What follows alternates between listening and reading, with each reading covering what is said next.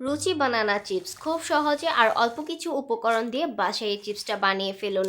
Hey guys, আসসালামু আলাইকুম, welcome to my page, it's foodie জান্নাত। আশা করি সকলে ভালো আছেন, আমি আলহামদুলিল্লাহ ভালো আছি। এই রুচি বানানা চিপসের সাথে আমরা ছোট বড় অনেকেই পরিচিত। এখন এই চিপসটা আর নেই, তো আমি এই চিপসটা এখন বানিয়ে দেখাবো বাসায় খুব অল্প স্বল্প উপকরণ দিয়ে কিভাবে বানাবেন। প্রথমে আমি পানিতে হলুদ আর লবণ নিয়ে নিয়েছি। 4টা কাঁচা কলাকে ভালোভাবে আমি ছিলে নিয়েছি। এখন একটা গ্রেটারের সাহায্যে আমি এগুলোকে পাতলা পাতলা করে গ্রেট করে সেই লবণ আর হলুদের পানির মধ্যে ছেড়ে দিচ্ছি।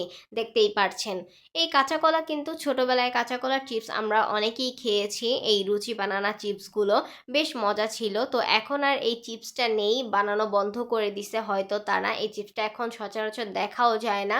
তো এটাই আমি আজকে বানাবো। তো কিছুক্ষণ পর এটার কষটা যখন বের হয়ে আসবে, আমি এটাকে ভালোভাবে ধুয়ে গরম তেলে ফ্রাই করে নিব। এটাকে বেশি ফ্রাই করবেন না, তাহলে কালো হয়ে গেলে খেতে মজা লাগবে না। এরকম যখন কালারটা হয়ে আসবে হালকা বাদামি, তখন এটাকে উঠিয়ে ফেলবেন, বেশ ক্রিস্পি হয় খেতে। এরপর এটার মধ্যে আমি চাট মশলা দিয়ে দিয়েছি। আপনারা চাইলে ম্যাজিক মশলা অথবা শুধু বিট লবণ দিয়েও পরিবেশন করতে পারেন। ট্রাস্ট মি গাইস, এটা একদম সেই ছোটোবেলার ফিলটাকে মনে করিয়ে দেয় আমাকে। আমি আমার বাসার সবাই এটা খেতে বেশ পছন্দ করি। ভিডিওটা ভালো লাগলে লাইক কমেন্ট শেয়ার করতে ভুলবেন না। আমার পেজটাকে অবশ্যই ফলো দিয়ে রাখবেন। সবাইকে আসসালামু আলাইকুম, আল্লাহ হাফিজ।